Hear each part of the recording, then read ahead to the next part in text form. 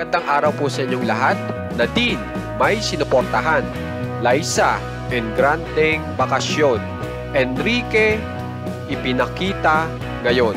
Welcome po sa Juan Katawa. Ngayon po ipakita ko sa inyo ang pinakabagong ganap ng mga famous celebs ng Pilipinas. Dito po muna tayo kay Nadine Lustre kung saan po ay ngayon po February 22 ay makikita po siya sa isang mall kasi meron po siyang pinopromote na produkto.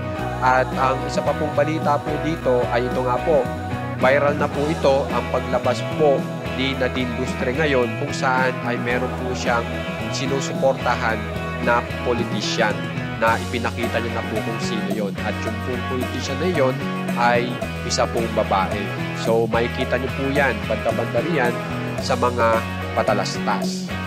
Dito naman po tayo kay Liza Soberano kung saan ay nagkaroon po ng engrandeng bakasyon at nagbakasyon po siya sa lugar na kung saan ay kilalang kilala sa Pilipinas. At yan po ay ang Coron kung saan ay nasa Palawan. At ang mga nakasama po ni Liza ay ipapakita ko po sa inyo dito. Yan po ang mga nakasama ni Liza Soberano sa Coron. At ang maganda po dito ay talagang nag-enjoy po si Liza Soberano tapos nag-diving pa. At ngayon po, ipakita ko po sa inyo yung video ni Liza sa Coron. Yan po. Saglit lang po yan. Pero yan po yung video nila sa Coron. Samantala po, si Enrique Hill po ay ipinakita sa NBA kung saan po ay naimbitahan po siya na mapanood po ang NBA All-Star 2025 at talaga pong nag-enjoy po dyan si Enrique Hill. At siyang video ito po ay yan, ipinost niya po yan.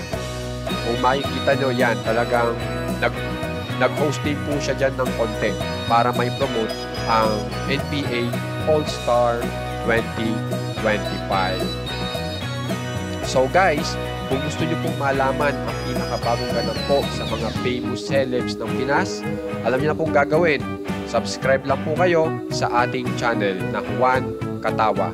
Tayo po ay nasa Facebook na rin po, kaya sana po suportahan nyo rin po ang ating page. Maraming salamat po!